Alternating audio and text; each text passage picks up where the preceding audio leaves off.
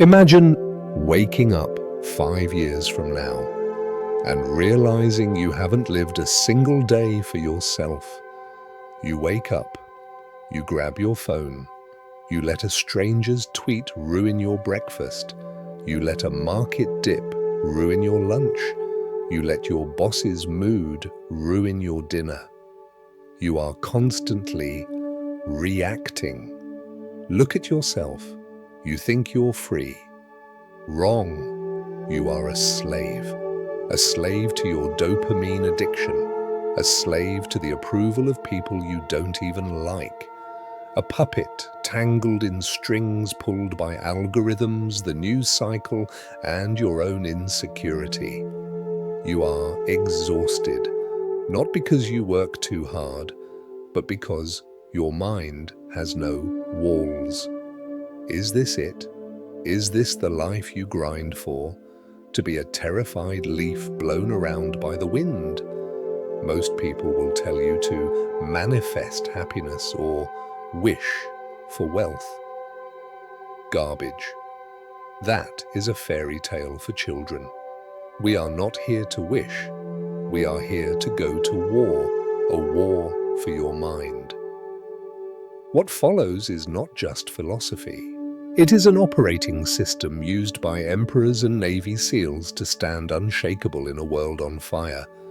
If you are ready to stop being a victim and start being a king of your own mind, then lock your door, turn off your notifications, and listen close, because everything changes now.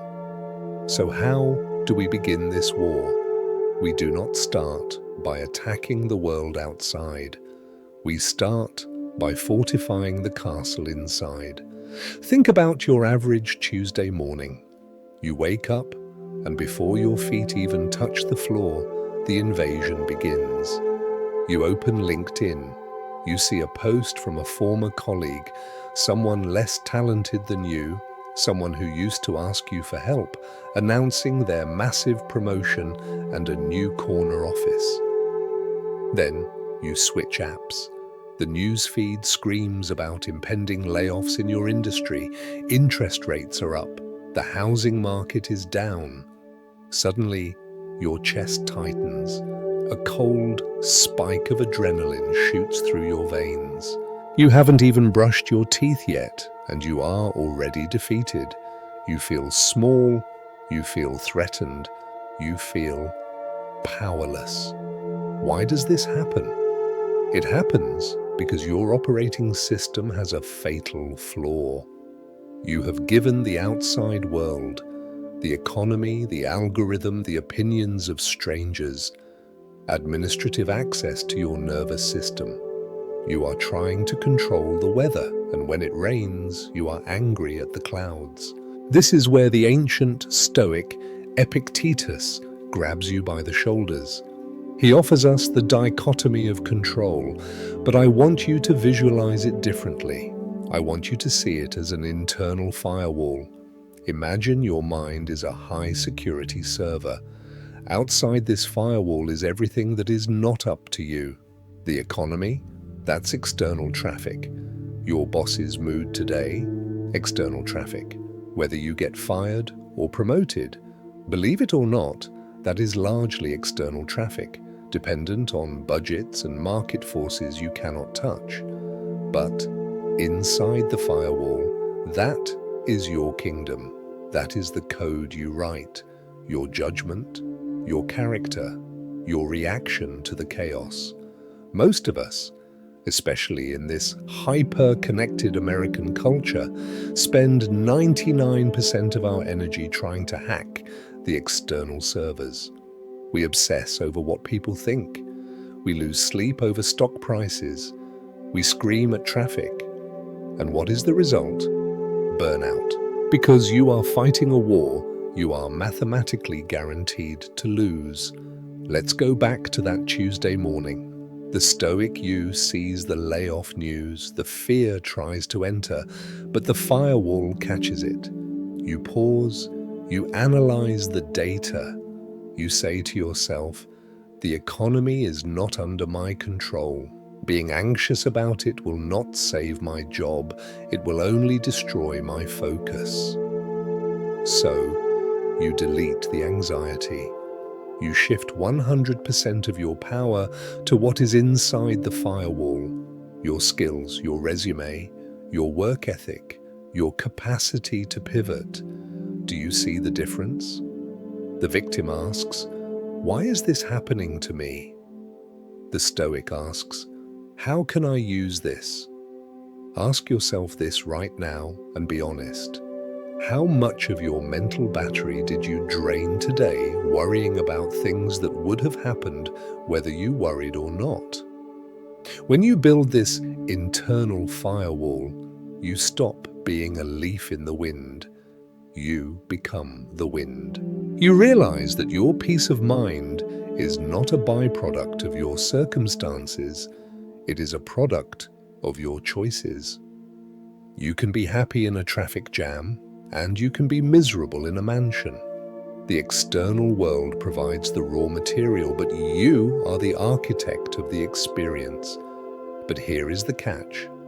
Even with a strong firewall, there is one type of intruder that is harder to block than any other. It isn't the economy. It isn't bad luck.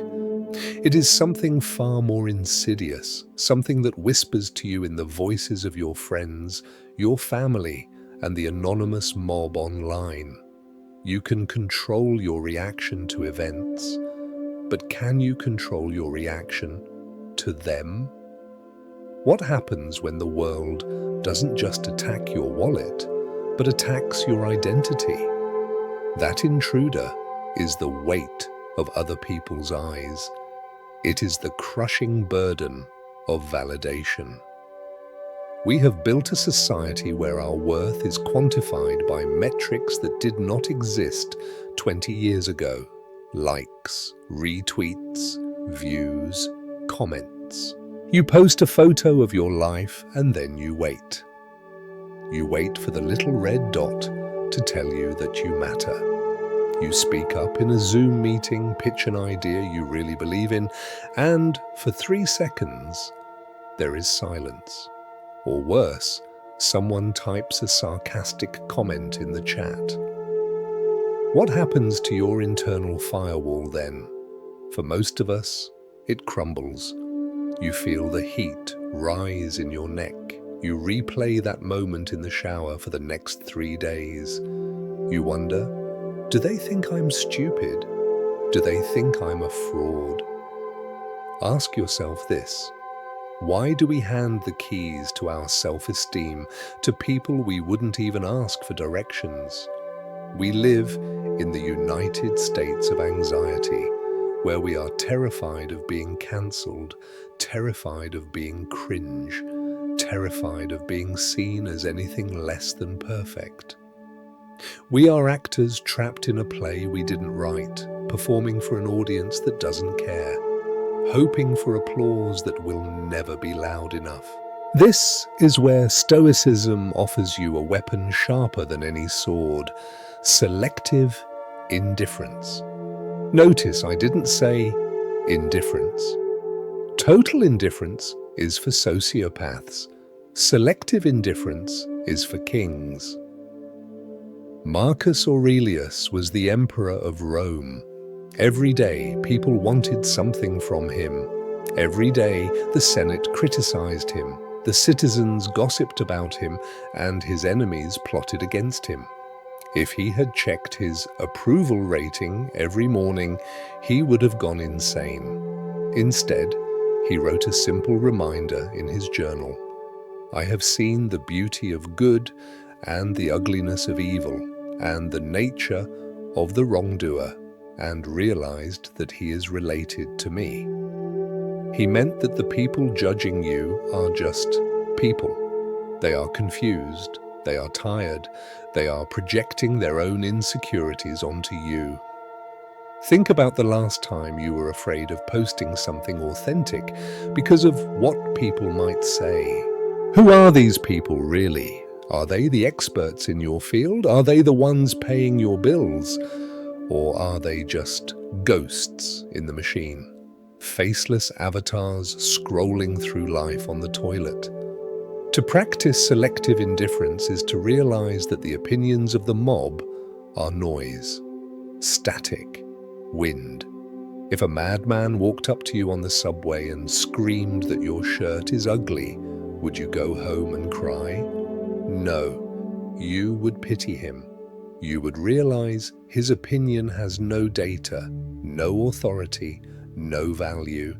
So why do you treat a sarcastic comment on Twitter or a passive-aggressive email from a coworker as a verdict on your soul? When you stop needing the world to clap for you, you become dangerous. You become free. You can create art that is honest. You can build a business that is bold.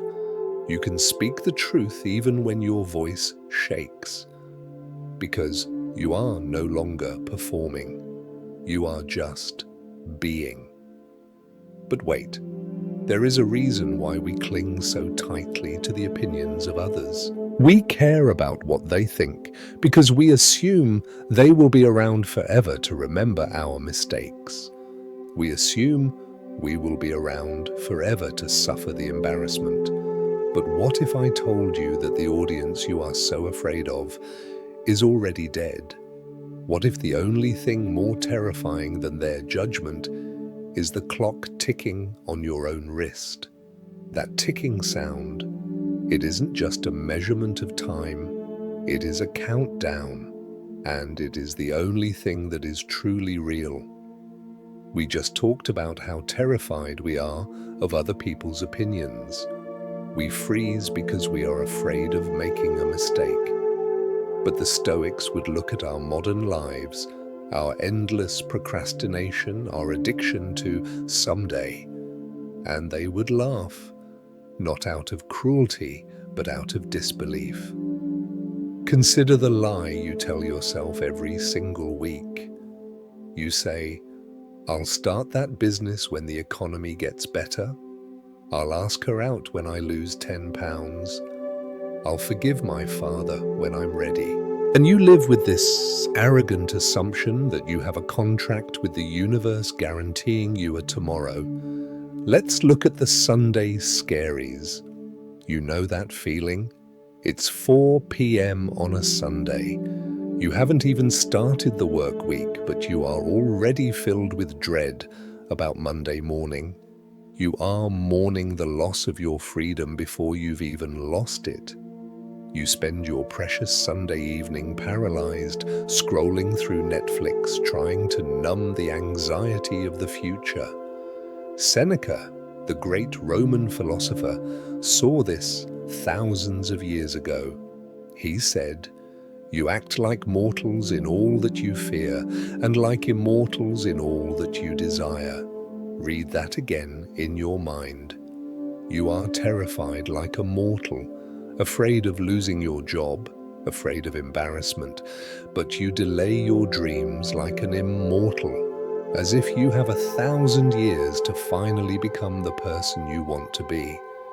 This brings us to the most misunderstood concept in Stoicism, memento mori. Remember, you will die. To the average person, this sounds morbid, it sounds depressing, but to a Stoic, this is the ultimate productivity hack. It is the deadline effect applied to your entire existence. Think about it. When do you work the hardest? Is it when you have 6 months to finish a project? No. You procrastinate, you delay, you mess around. You work the hardest when the boss says, "I need this on my desk in 1 hour."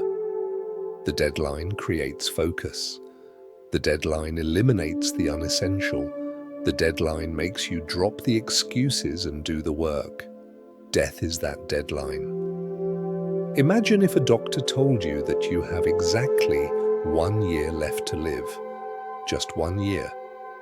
Would you still care about that awkward comment you made in the meeting last week? Would you still spend 3 hours a day arguing with strangers on Facebook? Would you stay in that job that makes you miserable just because it feels safe? No. You would quit. You would write the book. You would call your mother. You would taste your coffee like it was the nectar of the gods. The noise would vanish, and only the signal would remain. Steve Jobs, a modern practitioner of this philosophy, looked in the mirror every morning and asked, "If today were the last day of my life, would I want to do what I am about to do today?" Whenever the answer was no for too many days in a row, he knew he had to change something. Not someday, now. Memento mori doesn't mean you should be sad. It means you should be alive. It means realizing that this moment, right here, listening to my voice, is not a rehearsal. This is the show. There is no sequel. So stop killing time. Time is already killing you. Use this truth to sharpen your edge. When you realize your time is scarce, you stop giving it away to people and things that don't matter. You treat your attention like gold because it is. But even with this fire, even with this urgency, life is not a straight line. You can have the perfect mindset. You can have the urgency of a dying man, and the world will still throw a massive, ugly wall right in front of your face. You will get fired. You will get dumped. You will get sick. When you hit that wall at full speed, when the universe spits in your face despite your best efforts, do you turn back? Do you cry? Or do you have the secret code to turn that wall into a bridge? So, you hit the wall. You found your urgency. You stopped wasting time. You started running. And then life tackled you to the ground. Let's talk about what that wall looks like in modern America. It's 4:45 p.m. on a Friday. You get a calendar invite from HR and a manager you barely know. The meeting lasts 4 minutes. They use words like restructuring and macroeconomic headwinds. By 5 o'clock, in that moment, the narrative in your head screams one thing: disaster. You feel betrayed. You feel like a victim. You think, I did everything right. I followed the rules. Why is this happening to me? This is where 99% of people crumble. They become bitter. They sink into depression. They are fragile. Like a crystal vase, they shatter the moment reality drops them. But the Stoic does not shatter. The Stoic looks at that termination letter and sees something the victim cannot see. He sees fuel. Marcus Aurelius, writing in a tent on the front lines of a plague-ridden war, penned the most powerful sentence in the history of resilience. The impediment to action advances action. What stands in the way becomes the way. This is not just positive thinking. Positive thinking is pretending the obstacle doesn't exist. This is alchemy.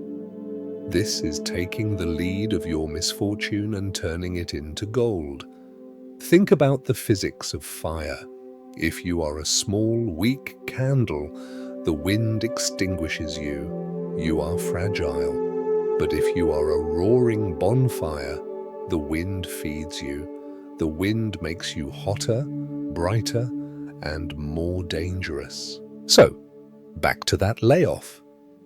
To the fragile mind, it is a tombstone. But to the anti-fragile mind, the mind of the bonfire, it is a liberation. Ask yourself, were you actually happy in that cubicle? Or were you just comfortable? Were you growing? Or were you rotting in safety? Maybe that disaster was the universe kicking you out of a nest that was too small for your wings. Maybe getting fired is the only reason you will finally start that business you've been talking about for 5 years.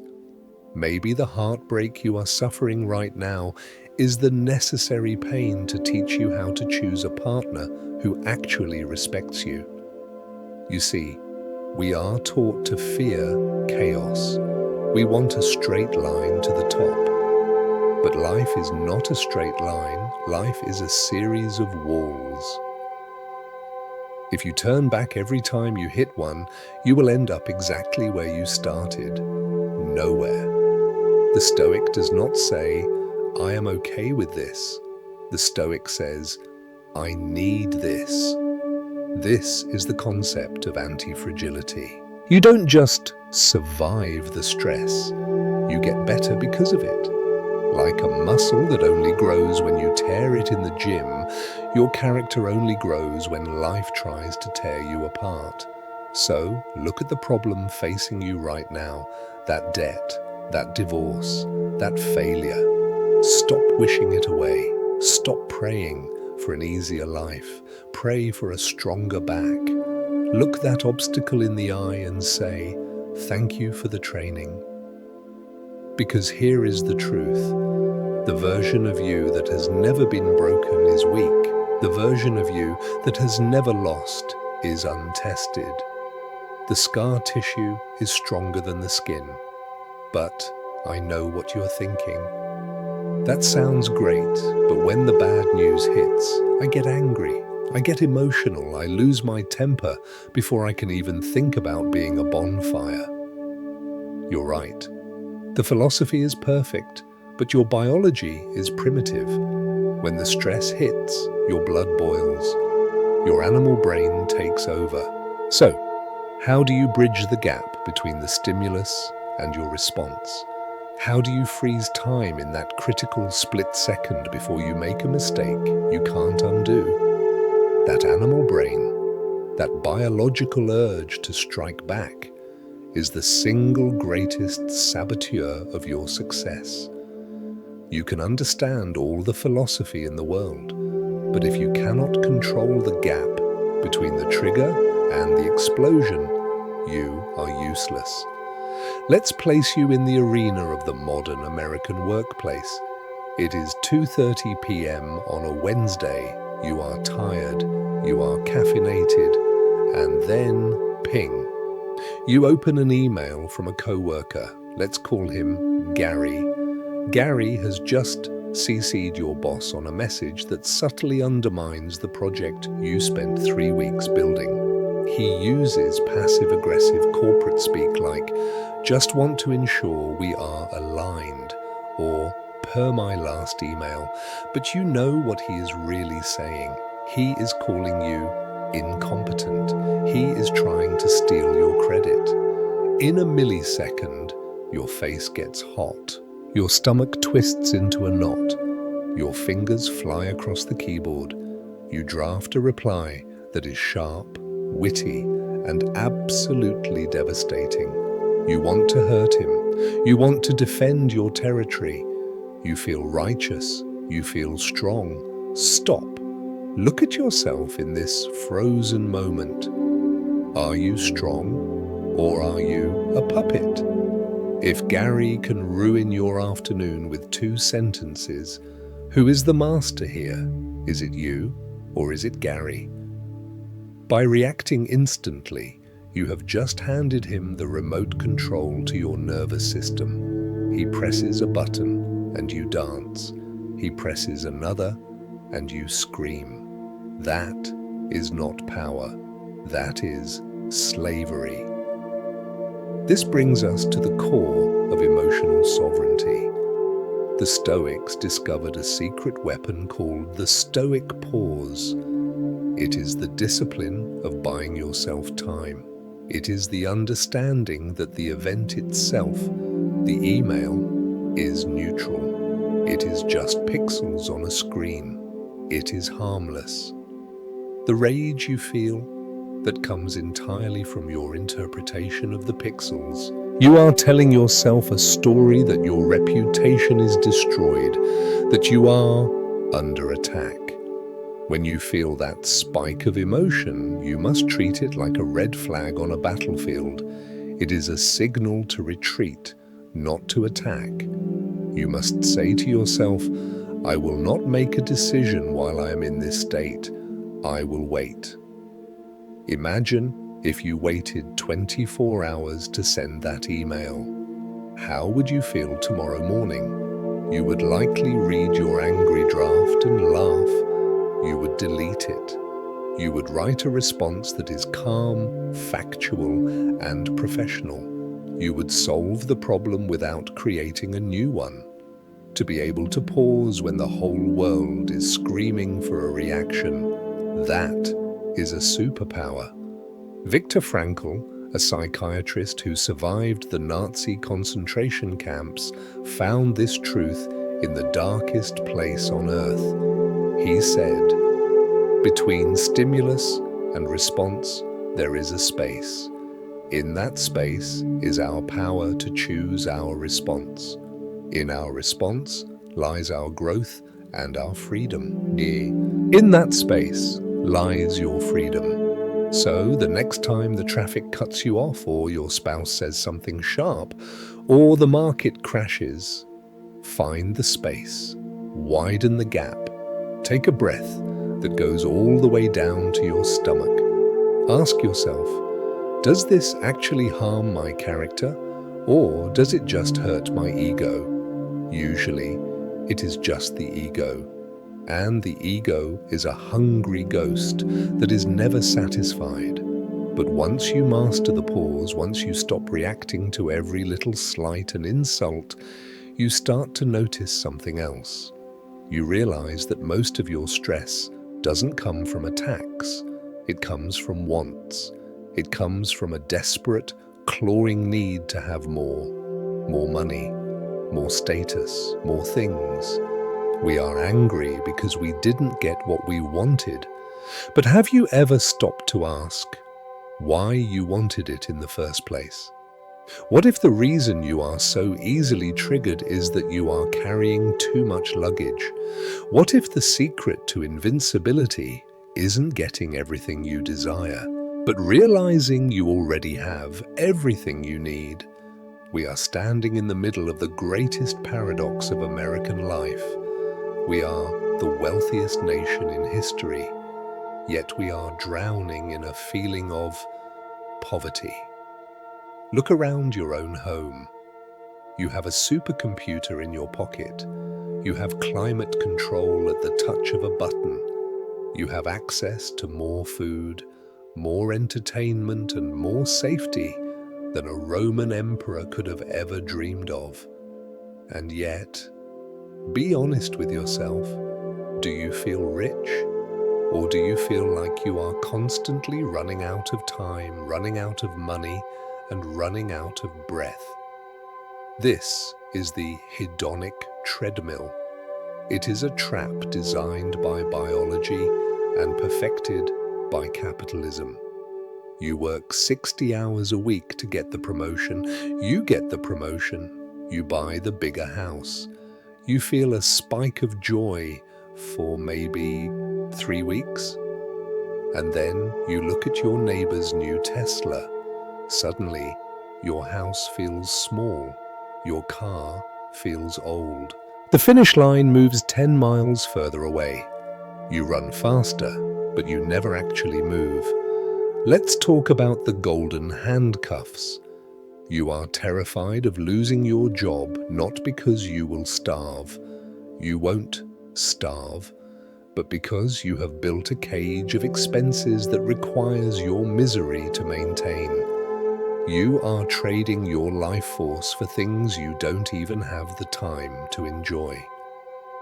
Seneca, who was one of the richest men in Rome, saw through this illusion. He wrote, "It is not the man who has too little, but the man who craves more, that is poor." Think about that definition. If you have $10 million but you are desperate for 11, you are poor. You are living in a state of lack. But if you have just enough to eat and a warm place to sleep and you desire nothing else, You are free. You are untouchable. Stoicism asks you to audit your desires the same way you audit your finances. Ask yourself, how much of your stress is tied to maintaining a lifestyle you didn't even choose, but was sold by a marketing algorithm? Are you owning your things, or are your things owning you? When you practice the philosophy of enough, you stop playing their game. You realize that enough is not a settling point, it is a fortress. When you need less, you are harder to manipulate. Your boss can't threaten you with a pay cut because you don't need the upgrade. The economy can't scare you because your happiness isn't tied to the stock market. You reclaim your sovereignty because you have cut the strings of attachment. Imagine walking through a shopping mall and realizing you want absolutely nothing. Imagine looking at a luxury car and seeing it not as a status symbol, but as a liability. A metal box that requires insurance, maintenance, and worry.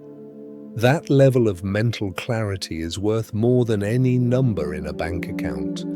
But let's be real. You cannot just think your way into this mindset once and expect it to stick. The world is too loud. The ads are too smart. Your biology is too weak. You can agree with everything I just said, and tomorrow morning you will wake up and default back to your old programming. You will grab your phone. You will check your email. You will start the cycle of anxiety all over again.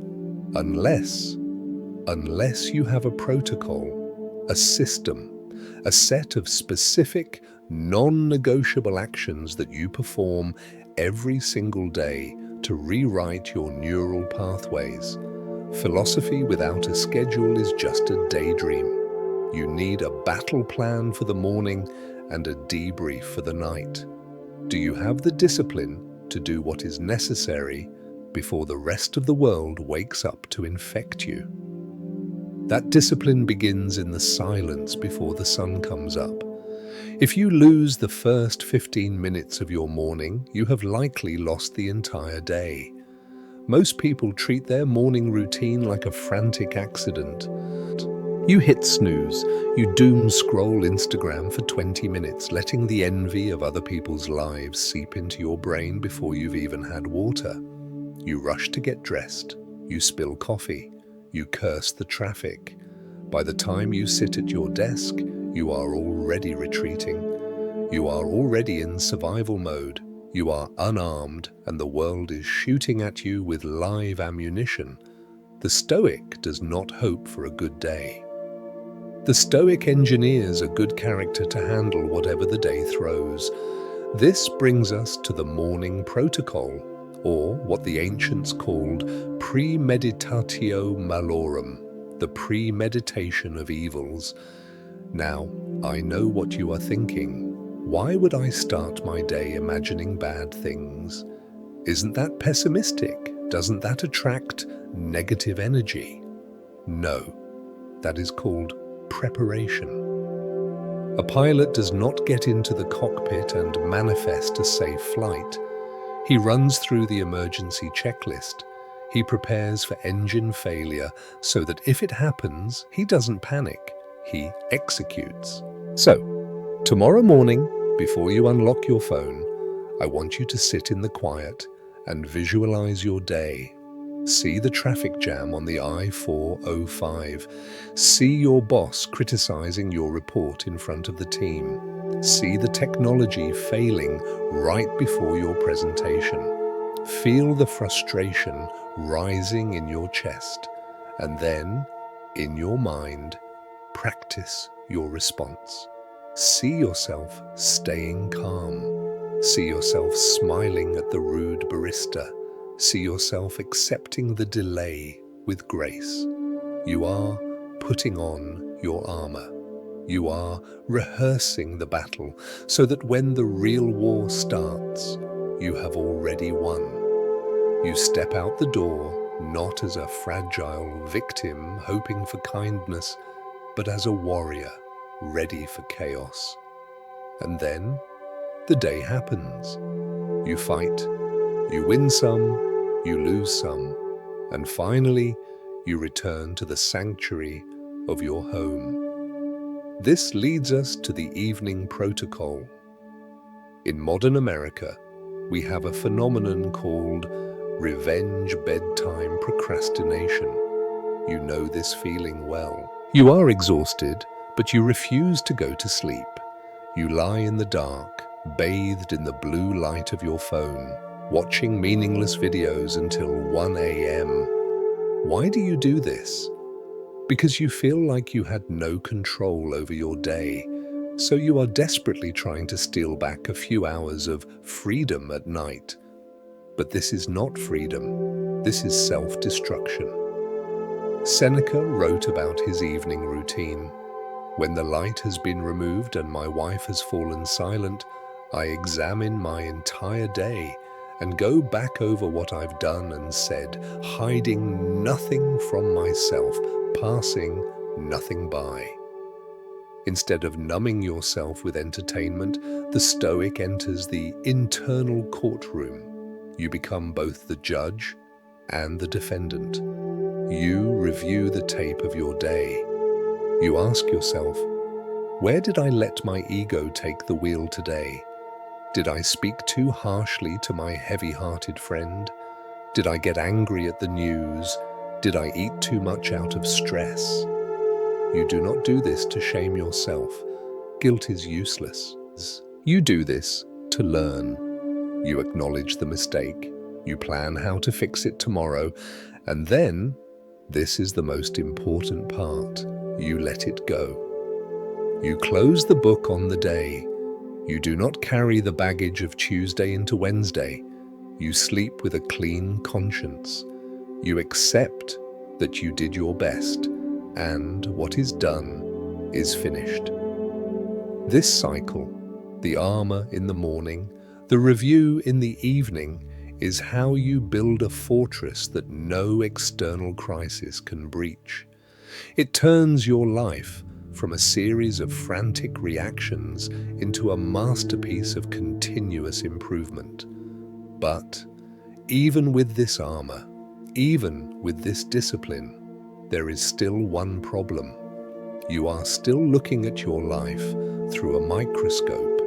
You are still obsessed with your traffic, your job, your little problems.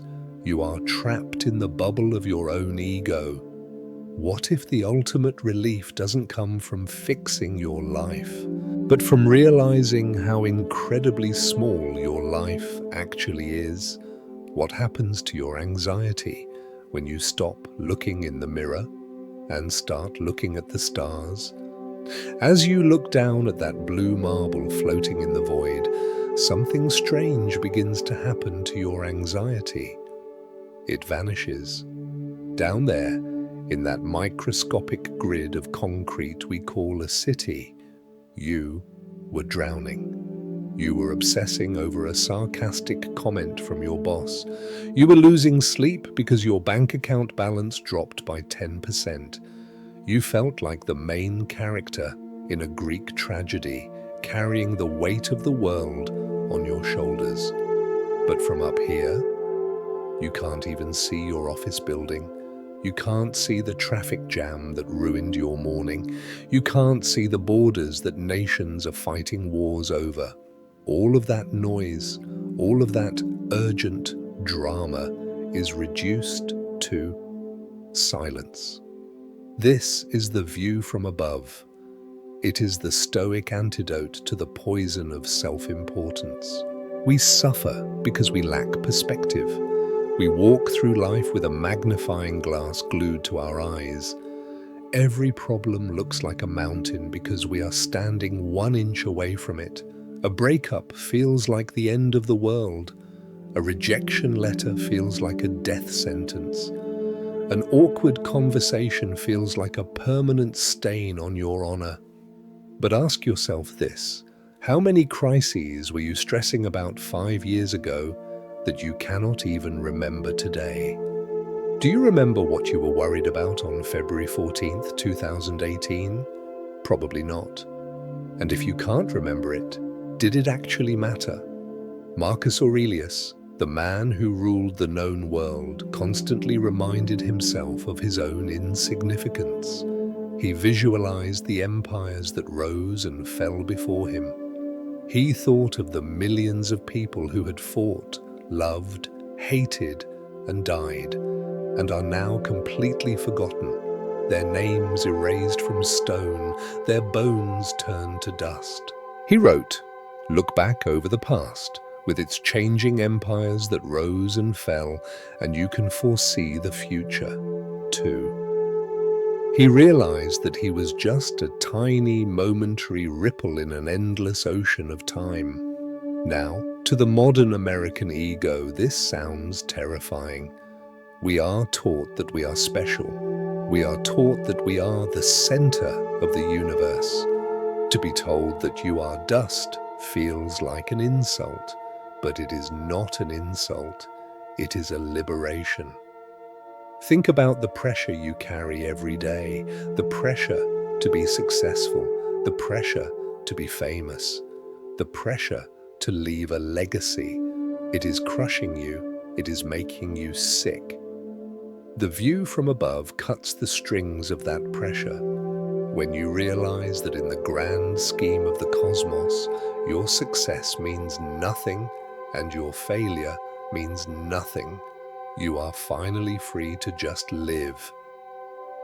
You can take the risk because who cares if you fail? You are just a speck of dust anyway. You can speak your truth because who cares if they judge you? They are just specks of dust, too. You can forgive your enemies because soon both you and the person you hate will be buried in the same ground. Why hold a grudge when you are both on death row? Suddenly, the catastrophe of losing your job doesn't look like a tragedy. It looks like a plot twist in a very short movie. The loneliness of living in a big city doesn't feel like isolation. It feels like a shared experience with millions of other souls who are also looking up at the same moon, asking the same questions. You stop taking yourself so seriously. You stop taking life so seriously. You realize that you are a tourist in this universe, here for a brief visit. And if you are just a tourist, why are you spending your trip complaining about the hotel service? Why aren't you enjoying the view? But there is a trap here, a dangerous one. When you look at the world from this distance, when you realize how small you are, it is easy to slip into nihilism. It is easy to say, well, if nothing matters, why should I get out of bed? Why should I try? Why not just give up? That is the coward's way out. That is not Stoicism. The Stoic realizes that while we cannot control the script of the movie, and while the movie is very short, we have been given a specific role to play. And the quality of your life depends entirely on how beautifully you play that role, even if the script is a tragedy. So what do you do when the universe doesn't just make you feel small, but actively tries to crush you? What do you do when the script calls for you to lose everything you love? Do you accept it with resignation? Or do you find a way to fall in love with the pain? You now hold the keys to the castle. You have the firewall to block the noise. You have the view from above to crush your ego. You have amor fati to weaponize your pain, but a map is useless if you refuse to walk. Right now, the old you is begging to come back. The old you wants to open a new tab and distract yourself. The old you wants to complain about how hard this is. The old you is addicted to being a victim. Kill that version of yourself. Do not negotiate with weakness. Do not compromise with mediocrity, because here is the brutal truth. The sand in your hourglass is not infinite. Every second you spent watching this video is a second you will never, ever get back. Are you going to honor that time, or are you going to waste it like you wasted yesterday? I am giving you a challenge, not for a month, not for a week, just for the next 24 hours. We call this the Stoic silence. For one day, you are forbidden to complain about anything. Not the weather, not the traffic, not your coffee, not your life. If you catch yourself complaining, you reset the clock. It sounds simple. It is the hardest thing you will ever do. Prove to yourself that you are not a slave to your impulses. If you are ready to accept this mission, do not just close this tab. Leave a mark. Go to the comments right now and type 2 words, I accept. This channel is not for everyone. We are not here to comfort you with lies. We are here to build a fortress for the 1% who are ready to stop sleepwalking and start living. If that is you, subscribe, join the ranks. I will leave you with the words of Seneca. Let them burn into your mind as you step back into the arena. You act like mortals in all that you fear, and like immortals in all that you desire. Wake up.